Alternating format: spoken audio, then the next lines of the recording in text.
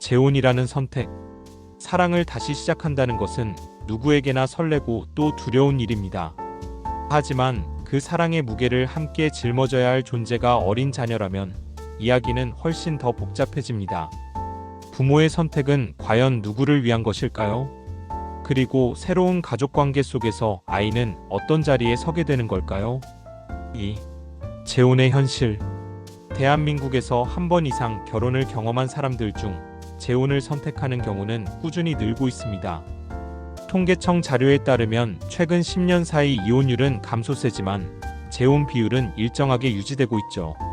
이는 곧 많은 사람들이 다시 사랑할 권리를 선택하고 있다는 의미입니다.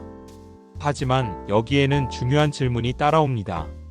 아이의 자리는 어디인가? 부모가 새로운 사랑을 찾는 과정에서 자녀는 종종 뒷전으로 밀려나기도 합니다. 엄마의 행복이 먼저다. 아빠도 인생을 살아야 한다는 논리 속에서 아이의 감정은 단순히 적응하면 된다는 수준으로 치부되기도 하죠. 3. 아이의 시선에서 본 재혼. 어린아이의 세계에서 부모는 곧 세상의 전부입니다. 엄마와 아빠는 안전함, 사랑, 보호의 상징이죠. 그런데 어느 날 전혀 알지 못했던 낯선 어른이 가족의 일원으로 들어온다면 아이는 어떤 감정을 느낄까요? 심리학자들은 아이가 재혼 과정에서 흔히 겪는 감정을 이렇게 정리합니다. 배신감, 왜 우리 가족에 다른 사람이 들어와야 해? 불안감, 이제 나는 소외되는 게 아닐까? 질투심, 엄마 아빠의 사랑을 뺏기고 있다. 적개심, 생판, 남이 어떻게 내 부모 행세를 해? 특히 미취학 아동이나 초등학교 저학년 아이는 추상적인 설명보다 직접적인 경험을 통해 세상을 이해하기 때문에 변화에 적응하기 더 어렵습니다. 4. 실제 사례. 주변에서 들려오는 이야기. 사례 1. 내 친구는 아이가 초등학교 2학년일 때 재혼했는데 새아빠가 아무리 잘해줘도 아이가 끝내 아저씨라고만 불러요. 몇 년이 지나도 벽이 허물어지지 않았죠. 사례 2. 어떤 지인은 재혼 후 아이와 새엄마 사이 갈등이 심해져서 결국 또다시 이혼했어요. 그 과정에서 아이는 엄마가 날 2번 버렸다고 생각하게 되었죠. 사례 3. 반대로 긴 시간을 들여서 신뢰를 쌓은 경우도 있어요. 새엄마가 친엄마처럼 곁을 지켜주면서 아이가 서서히 마음을 열더군요. 이처럼 결과는 천차만별이지만 공통점은 하나 있습니다. 아이의 감정이 존중되지 않으면 재혼은 실패할 가능성이 높다는 것입니다. 5. 부모의 관점. 사랑과 책임 사이. 재혼을 원하는 부모의 마음은 단순합니다. 나도 행복하고 싶다. 인생은 한 번뿐인데 다시 사랑할 기회를 놓치고 싶지 않다. 하지만 여기서 반드시 되짚어야 하는 질문이 있습니다. 행복은 누구와 함께 만들어가는가? 아이를 둔 상황이라면 그 행복은 나 혼자의 행복이 아니라 아이와 함께의 행복이어야 합니다.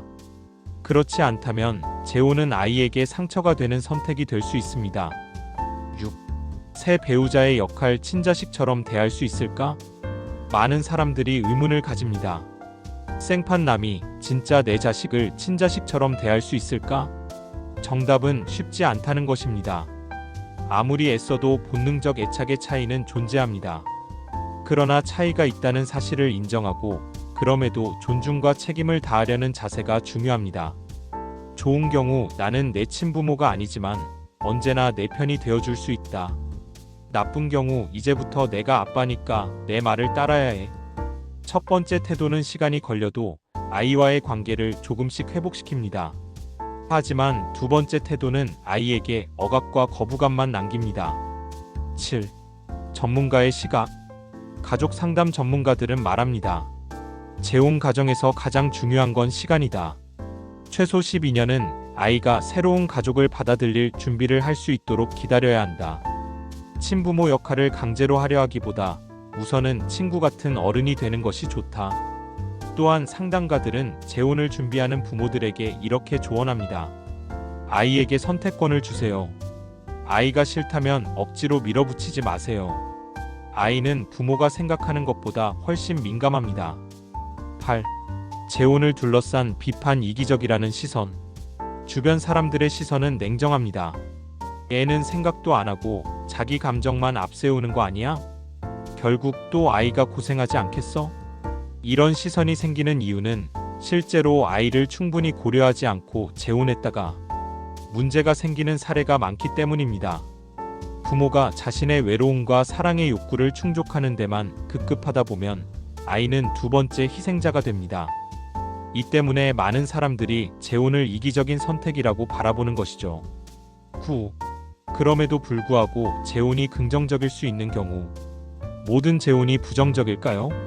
그렇지는 않습니다.